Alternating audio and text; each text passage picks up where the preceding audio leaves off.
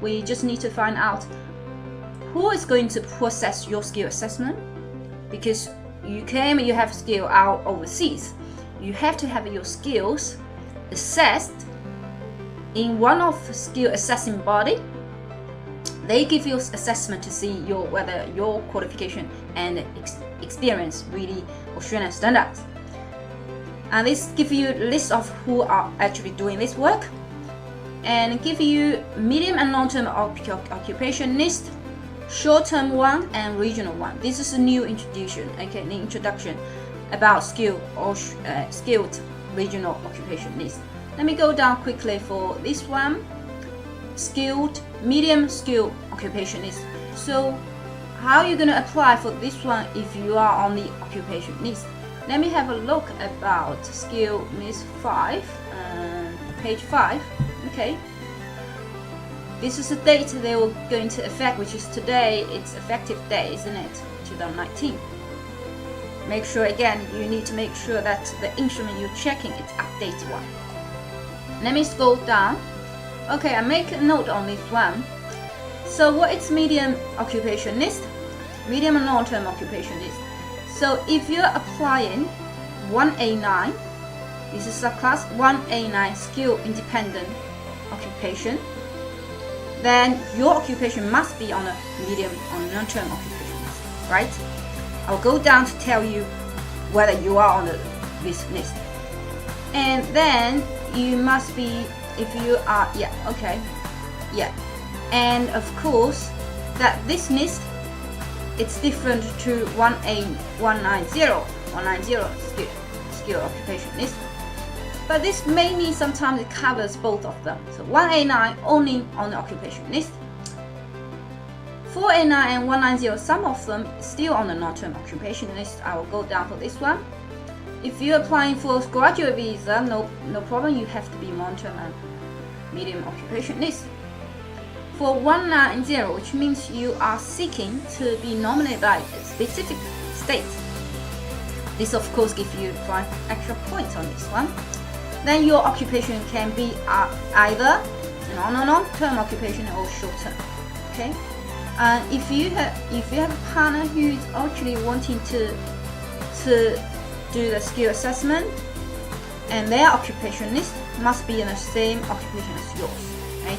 It must be on the same occupation as yours. For instance, if you're applying for 190 visa, and your partner has to be on the same occupation list, and then you apply for 190, which is same occupation list, medium and short term, medium long and short term. Right, let's have a look about the 490, 4A9. 4A9 means your occupation. So it's a occupation on demand that the regional council, regional state will give you an invitation for this one. Then you can be either, right, or either medium, short term, or regional. And then your partner. So if you want to apply for a skilled on the base that you have a skilled partner. Sorry, your partner is skilled or have a skilled occupation. Then you can be any of the occupation list. So that's the case. Occupation list means that you can only apply for this subclass if your occupation on list. Otherwise you can't. Just as simple as that. So a lot of you ask me, oh, I want to come to Australia to work. I have many years experience. First of all, you need to check whether your occupation is on the list. Alright, so this is a medium and long-term occupation list. Again, this apply to if you apply at 1A9 and 190 and 4A9. Okay, that's both of them you can apply. So I leave you down there, but I just quickly go through this one first because there's so many pages for here. It gives you some areas of this ANZAC code. Okay, this section I'm not going to tell you how to search. You can do this or put it into Google bar and ANZAC code and put on ABS maybe together to find out, because this is definition by Australian Bureau of Statistics.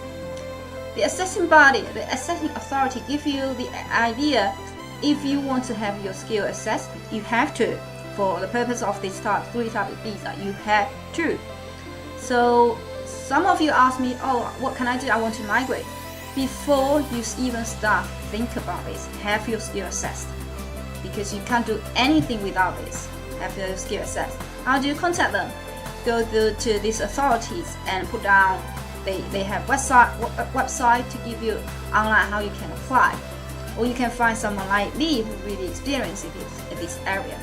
Okay, now I think if you find this website, my clip is really helpful, subscribe my channel or leave a comment below, or send me, contact me directly. Now this one gives you an overall of these occupations who's going to process your skill assessment. Skill assessment basically means that you have the occupation, you have these experience, you have this qualification, whether there's all Australian standards, and these are authorities. They tell you. So you need to provide documents to them. Some of them require you attend in person, some of them just paper based. You can choose any of, for example, taxation accountant. You can choose any of them to process a skill assessment. Any of them have the authority, so it's fine. I'm going to down quickly for a lot of skill occupation done by vertices, and the engineers, they are done by Engineers Australia. That's quickly. Vertices does a lot of the occupation, so probably the first place you go, just go to Vertices to check. But I think this website gives you really good. This document gives you really good outline on what you can do. Okay, medical board, council, they do all the skill assessment, but medical is different, really different, because they have authority. Before they can process your skill assessment, you have to have the certificate first. You have to sit for exam first. Exam including paper exam and clinical exam. And paper exam, you have to come to Australia for both of exams, and then issue you a certificate. After the certificate, then you do the skill assessment. So the skill assessment is actually the registration. It is really complex and long process. So if you are a doctor, you must. The website itself can't give you really good online. It's really complex skill assessment. So send me an email if you are reading in this area. Right, we go down for nursing. Okay, AMAX, they provide skill assessment for nurses. ACS provides the skill assessment for IT professionals. We have trade occupations, skill assessment to vertices. But these are persons who issue you with a letterhead from trade. A lot of trade occupations requires physical attendance, which is practice course assessment you need to do.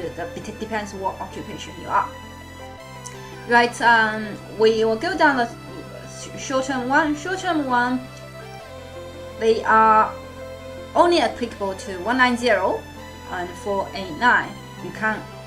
If you want to apply for 189, then there's no chance. Okay. They have the different lists here, which again we have something like manager, or the manager has to be on the AIM occupation list. So IT profession was not on the occupation list here. It's ICT project managers on the short-term occupation list. Only vertices, again, they do a lot of the skill assessing, workers' tax and main income. If you are acupuncturist, right, you need to do Chinese Medicine Board of Australia to do the skill assessment. So, but before that, some of the occupations require English first, especially if your work is towards person. For example, if you are educator, if you are acupuncturist, okay, because you have patients, you must talk to them. So, which obviously they require English exam. Some of the occupations, like ICT professionals, they don't need your provide English result. Some occupations, like vertices, occupations processed by vertices, no skill assessment is required. No English no English report is required for purpose of skill assessment. So they are quite different. They all have different requirements. So the most important thing is for you to check whether you are occupationist, and if you are on the occupation, what occupation you are in. And if you're on the occupation, you know what occupation you're in, and you know who's going to process your skill assessment. Go to their skill assessment website to check their requirement. How much do they charge? How long are they going to take? What kind of document they need? So this is really going to be really helpful for you. Alright, thank you for today's watching. If you do find my clip is helpful, subscribe my channel, comment below or send me direct email. I love to hear from you. Thank you. Bye.